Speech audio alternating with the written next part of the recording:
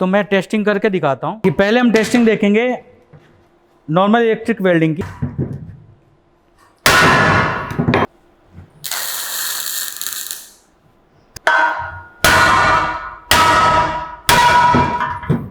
So hello friends, welcome to kingdom of fitness.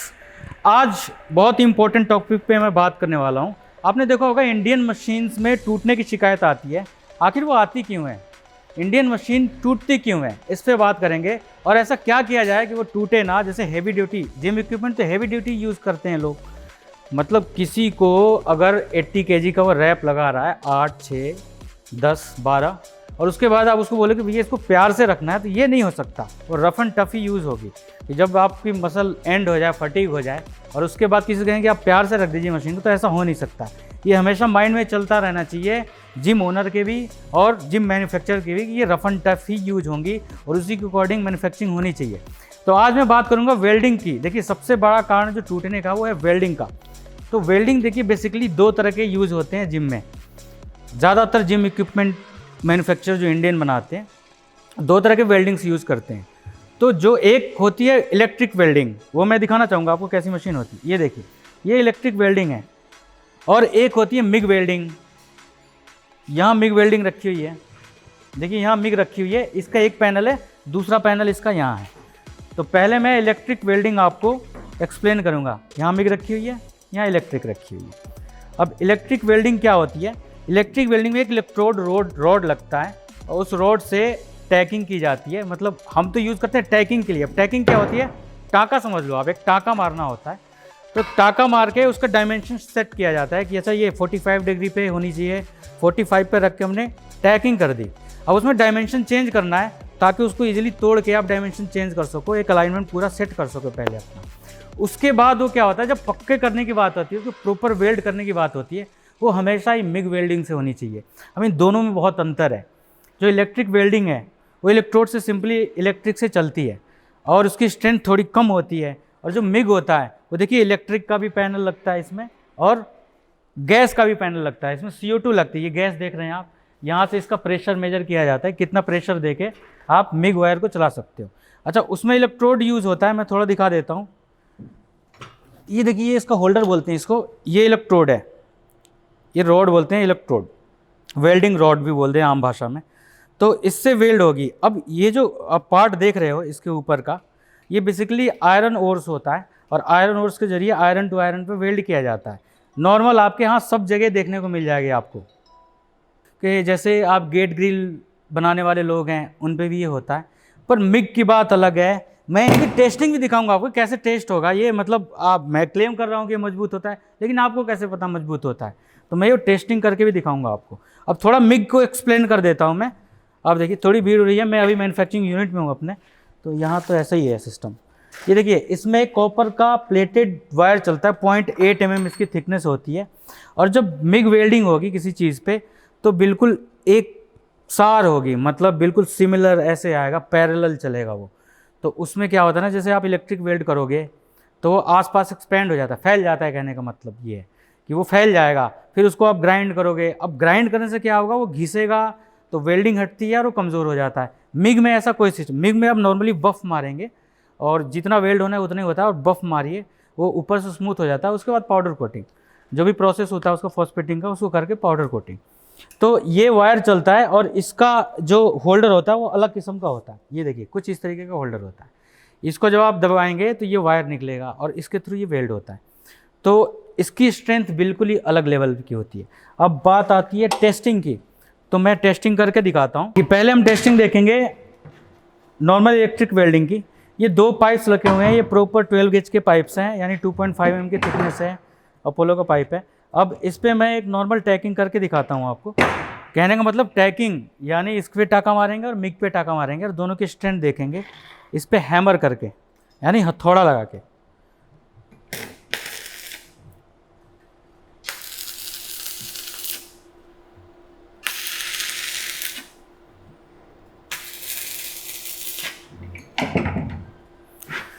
देखिए tacking हो गई। अब ये टैकिंग अभी आपके सामने हुई है हाथों हाथ। अब इस पर हैमर लगा के देखेंगे इसकी क्या स्ट्रेंथ है। अब इसको हैमर करो आप।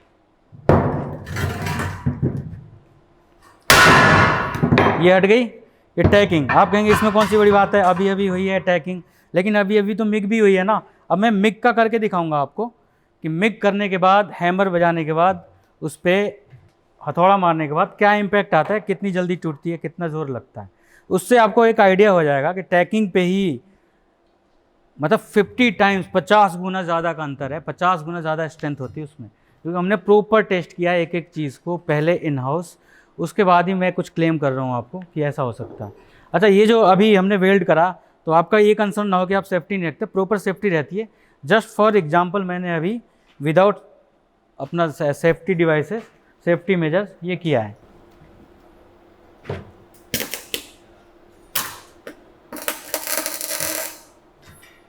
अब हम पहले इसमें मिग की टैकिंग करने जा रहे हैं, आप वो देखो।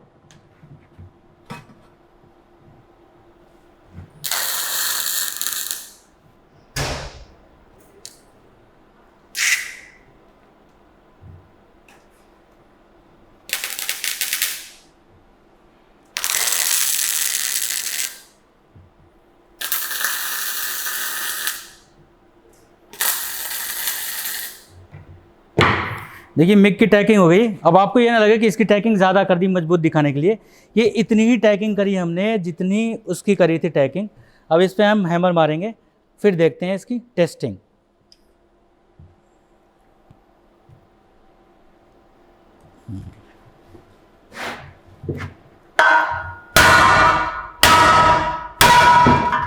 आप स्ट्रेंथ देख सकते हो।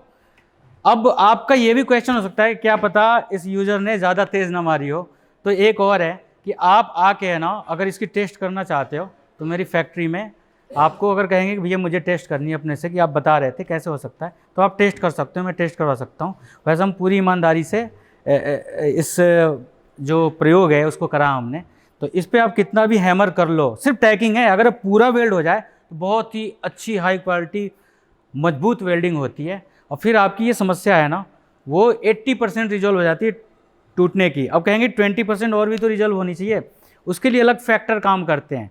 फर्स्ट फैक्टर देखिए, इसकी थिकनेस अच्छी होनी चाहिए पाइप की। अगर कमज़ोर पाइप पे कमज़ोर पाइप, दो ऐसे बेस बने हुए हैं, उस पर वेल्ड करोगे आप, तो उतनी वेल्डिंग उसकी सक्सेसफुल नहीं है। आपकी थिकनेस अच्छी, कोई भी मोटी चीज़ पे हम वेल्डिंग करेंगे तो उसकी मजबूती अलग लेवल की होती है। तो पाइप का फैक्टर है कि पाइप अच्छी होनी चाहिए। सेकंड, उसमें जो अटैचमेंट्स होते हैं, लाइक देखिए मैं यहाँ दिखाना चाहता हूँ, ये जो अटैचमेंट देख रहे हो, मोस्टली जो नॉर्मल जिम इक्विपमेंट मैन्युफैक्चरर बना रहे हैं वो 3 mm 4 mm की थिकनेस बना रहे हैं।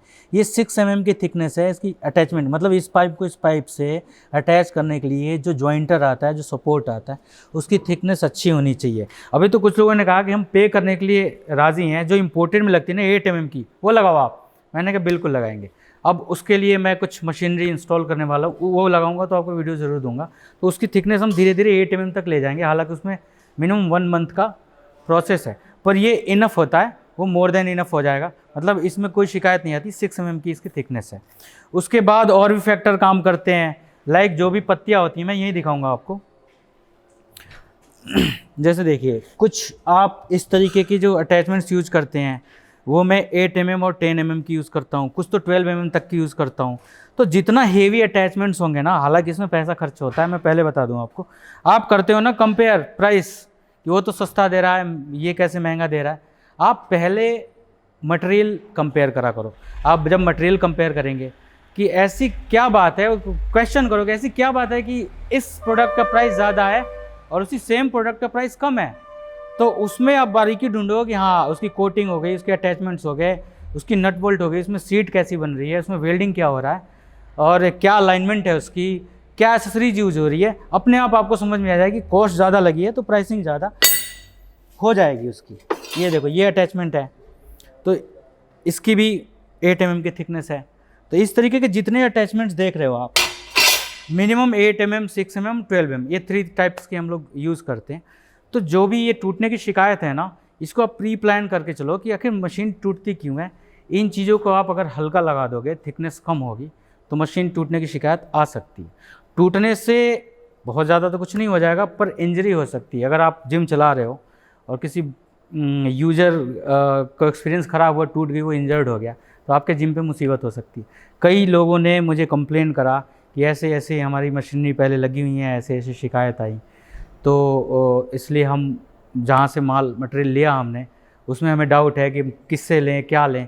तो इसको क्लेरिफाई करने के लिए मैंने ये वीडियो बनाया कि आपका बिल्कुल थॉट प्रोसेस क्लियर हो जाए कि आखिर जिम में लगनी क्या चाहिए। और आप कहीं से भी मटेरियल लें तो ये चीज़ें बारीकी से ज़रूर देखें कि क्या अटैचमेंट्स की थिकनेस है, किस तरीके की वेल्डिंग होती है, स्किल सेट जो उनके कारीगर हैं, जो उनके इंजीनियर्स हैं, टेक्नीशियंस हैं, उनका क्या है, और अलाइनमेंट तो खास करके देखना ही है आपको।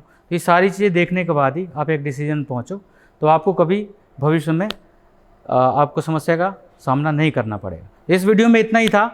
तो अगर आपको कंप्लीट कमर्शियल जिम सेटअप लगाना हो तो डिस्क्रिप्शन में कॉन्टैक्ट नंबर दिया हुआ है व्हाट्सअप और कॉल का, आप उस पर जाके कॉल और व्हाट्सअप कर सकते हो, और उसकी पूरी प्राइसिंग डिटेल और क्या प्रोसेस है जिम सेटअप का वो सारा हमारी टीम की तरफ से आपको इन्फॉर्मेशन दिया जाएगा। So thank you so much. इस वीडियो में इतना ही।